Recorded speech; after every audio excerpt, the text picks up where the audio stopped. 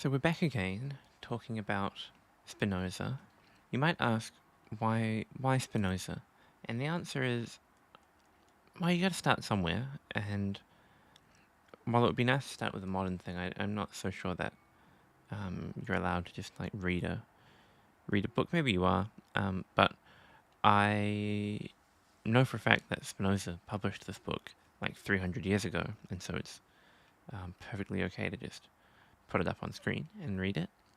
And, you want to do something interesting while you're breeding sobble, which is what we're doing at the moment. You can't see my team because Spinoza's in the way, but I swear that, in fact, what I have in my team is a sobble, which I need to give here, I can bring it up. So we have this sobble. It is 2 IV, it's modest, and it has sniper. And the sniper is the really important thing. We want a sniper sobble, but we can do better. We can give it better IVs. I've got this nice 5 IV Ditto. It's timid. I'd rather be timid than modest. And we're going to try to breed a perfect Inteleon. We have a moveset that we want. I believe it is Snipe Shot, Ice Beam, Dark Pulse, U-Turn. But one thing at a time.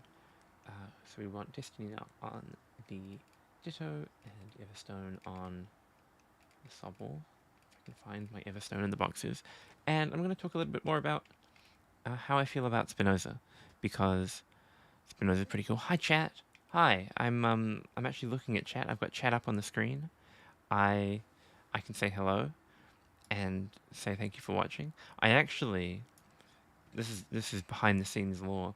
I did a secret stream, a private stream that I didn't realize was private. It was meant to be a non-private stream, but it was a private stream for about 20 minutes, about an hour ago,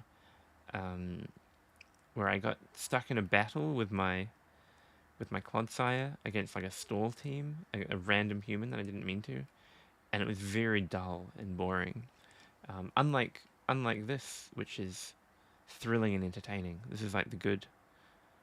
Yeah, you would have seen the start of it. There was like a minute and a half of like the good stream, and then when I put it back on after that, it was private, and so I was yapping to myself for about 15 minutes.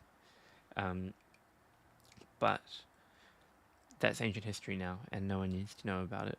Also, it's for the best because I was getting like pranked by a child in a Pokemon battle, and it was embarrassing. So it's better that we don't think about that, and we instead think about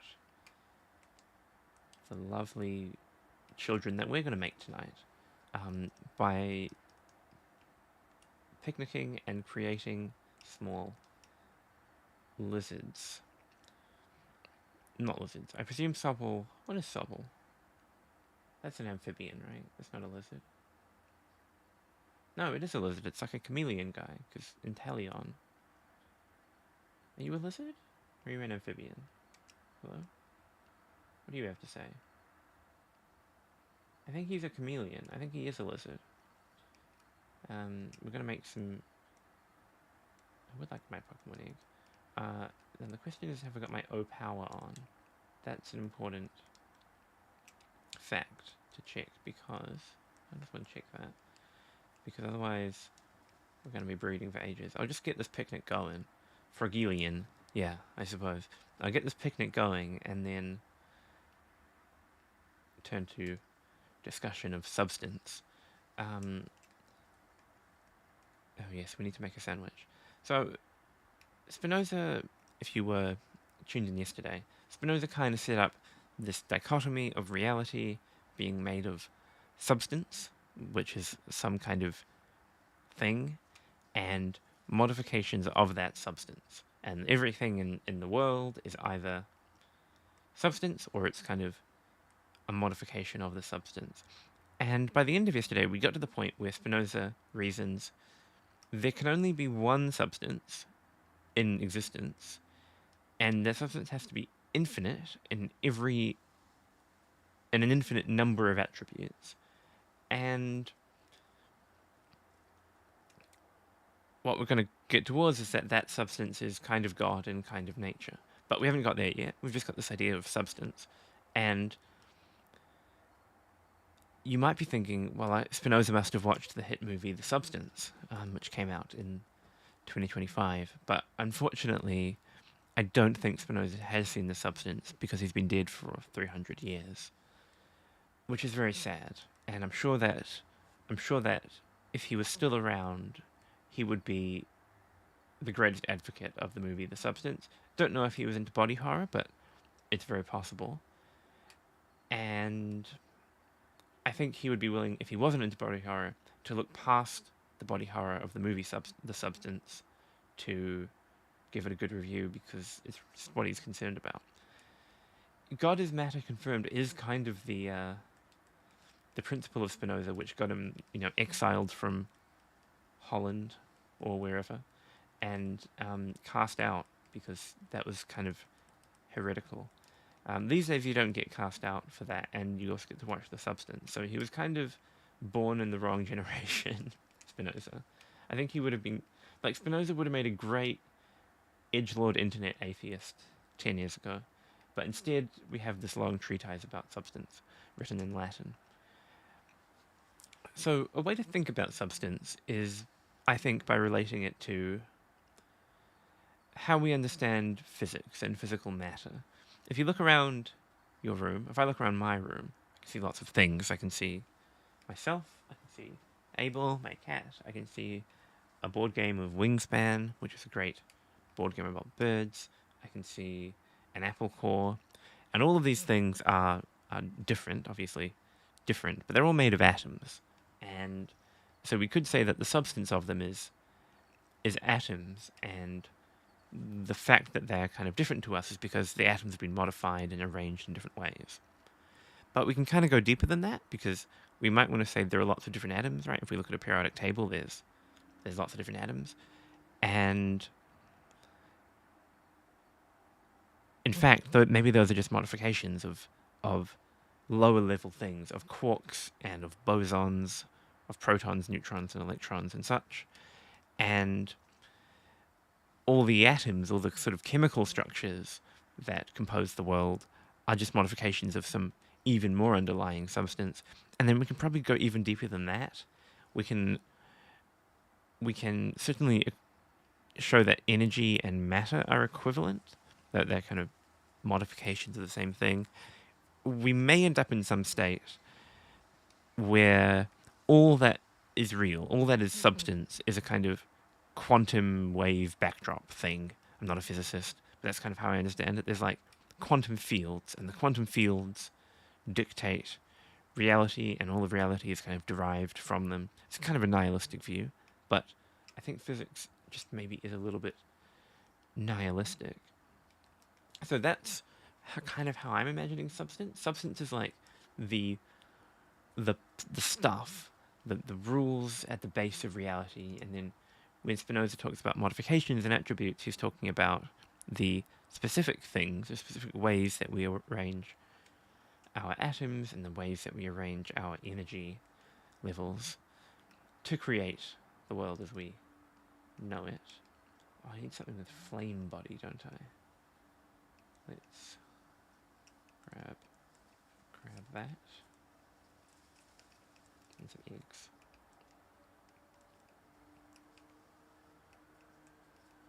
Who has flame body in this world? Perhaps a malt trace? There we go.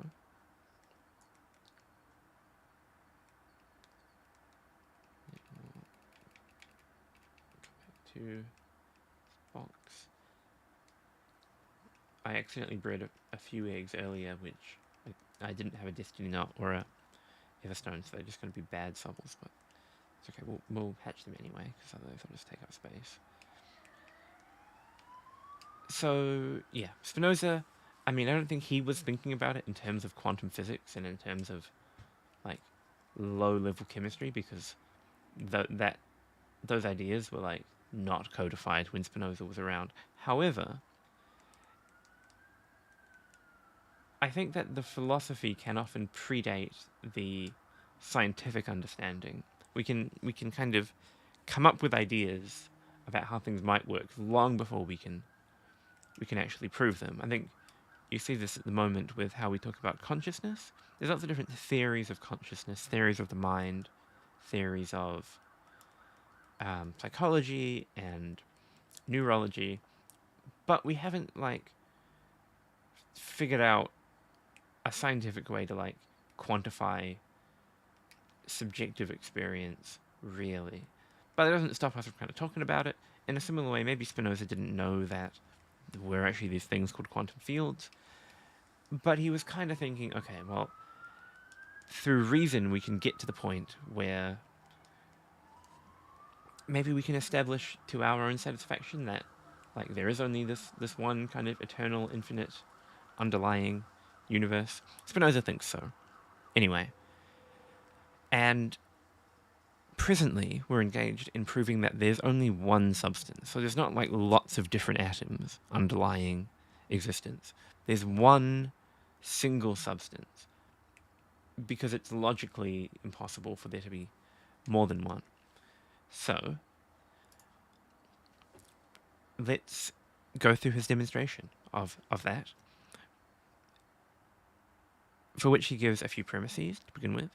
First, the definition of a thing neither involves nor expresses anything beyond the nature of the thing defined. So, when we're defining something, say we're defining frogs, we only want to put things in the definition that are to do with frogs. So, we want to say frogs are amphibious animals. That's all good. That's important to know. But we don't need to start saying frogs are defined as really cute little green friends, right? Although being cute, being little, being green, being friendly are all properties that many frogs have, they're not definitional properties. You can imagine a frog that isn't cute, although it may strain the imaginations of some of my viewers, but it is possible to do. You can imagine a frog that isn't friendly. You can imagine a very grumpy frog. Oh wait, I'm getting modest ones. Don't I want timid ones? I must have my Everstones around the wrong way. Yes, I do. Okay, well we have some dissent. We have some dissent in the viewer base. That's okay. I mean, that's what Spinoza was all about. Spinoza wasn't out here trying to... I guess we should grab one of these souls. Who looks like a good one? You. To be our next... Oh, wait, do you have sniper? Good.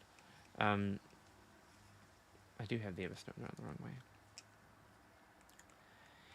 There are some philosophers these days who posit that, in fact, frogs are by definition cute and green and friendly. So I admit that maybe it was a controversial example to choose, but for our purposes, it's okay. You want the Everstone? Yes. Okay. Now we have another picnic.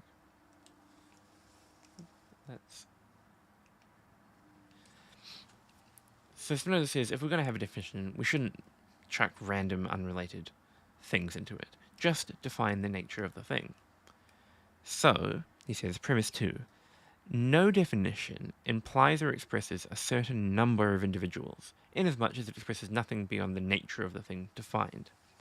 The example he gives is, when we're defining a triangle, all we're going to say is the nature of the triangle. We say it's got 3 sides, it's a shape, the sum of its interior angles is 180 degrees and such. We're not going to say there are 376 triangles in existence, because it's not important to the concept of a triangle that we know how many there are. Similarly for frogs, when we're defining frogs, we don't need to specify that there are 6 million frogs currently living, or 3 million of the currently living frogs are female or male or what have you. We don't need to give any kind of specific quantification of what's going on. We don't need to say, of the 6 million currently existing frogs, 599 million are friendly and cute, and 1 million are grouchy and ugly or something. That is superfluous. So, Spinoza says, there is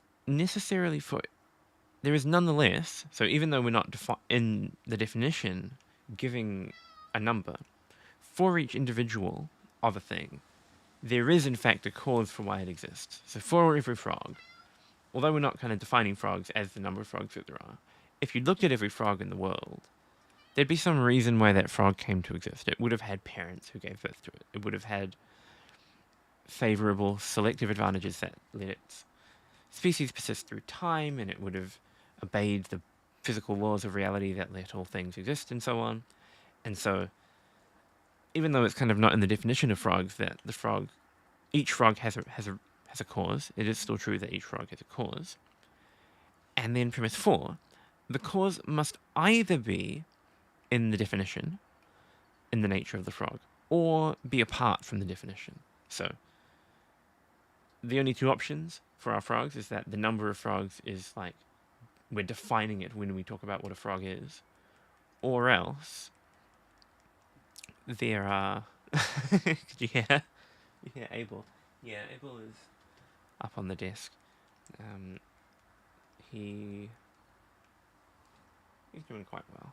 He's made a bid on my supervisor's book. I'm just gonna have to print out a new book because Abel has like thrown up on that book, and he likes to sleep on it.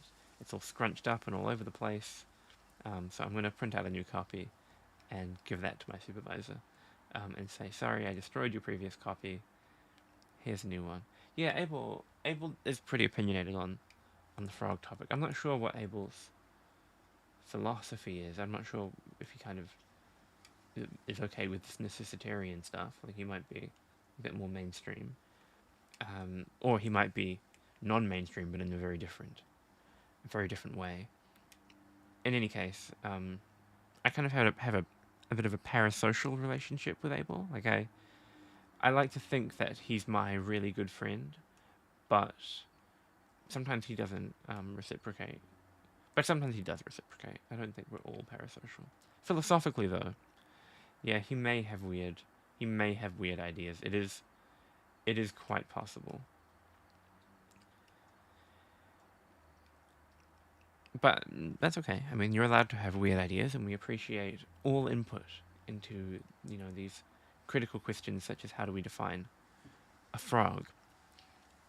So, Spinoza is going to say, given those 4 premises, it follows that if a given number of individual frogs exist in nature, there must be a cause for the existence of exactly that number of frogs, neither more nor less. He's going to give a slightly different example. He's going to say, for example, if 20 men exist in the universe, for simplicity's sake, I will suppose them existing simultaneously and to have had no predecessors. So we're not worried about women or non-binary people. This is kind of a very gendered example, but we're saying if 20 men exist in the universe, we want to account for the existence of these men. And it won't be enough to show the cause of human existence in general. We also have to show why there are exactly 20 men. So why aren't there 21 men? Why aren't there 19 men? If we just said kind of humans exist for these reasons as a group, we'd be missing out on the specifics of these particular guys.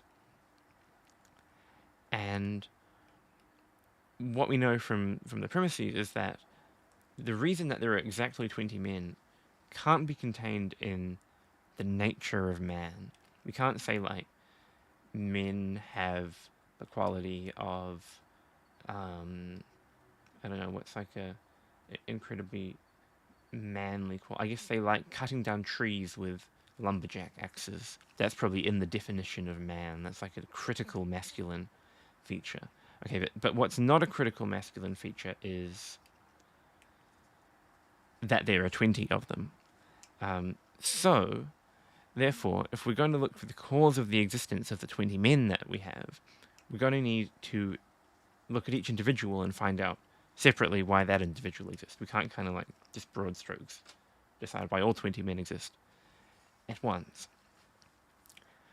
And so, Spinoza says, what we can do is lay down a rule, which is that everything which can consist of several individuals must have an external cause. So if you can have multiple of yourself, then you have to have been caused by something external, because we're not putting multiples in our definitions of things. So if you've got a multiple of yourself, then each one of you is going to need a different explanation, and that can't come from, yeah, why do you exist? Well, Spinoza wants to know. Spinoza demands answers about why, passers-by exist. And what he's going to say is that it's not because of definitionally what you are. It's because of some particular circumstance, probably like your parents and evolutionary time and all this stuff. And so Spinoza says, as we've already shown that existence is a critical part of the nature of substance, where substance is this kind of universal underlying thing, we have to include existence in the definition of substance. And we know from the way definitions work that we have to be able to understand substance completely just from the definition. And because we can't put number in the definition, it follows logically that there can only be one substance in reality. I'll take a moment to let that sit with you, because I think it's pretty profound. I guess depending on your personal takes, you might find that profound or mightily confusing, but because we are Spinoza stans in this channel, we're going to say that it's profound, even though maybe I don't completely understand. I need to be running, don't I? I need to put my eggs in my team. It's okay. I was doing Spinoza's dirty work, and that's what's really important. Okay, so I think that we've satisfactorily shown that there can only be one substance. I'm gonna yeah, so profound and not confusing. I'm gonna pause the stream for a moment because my controller is running out of batteries again, and it needs to be charged for a while. So I'm not gonna be able to do much. So I'll probably be back to move on to Proposition 9. Thanks for joining me for Proposition 8, Part 2. See you maybe not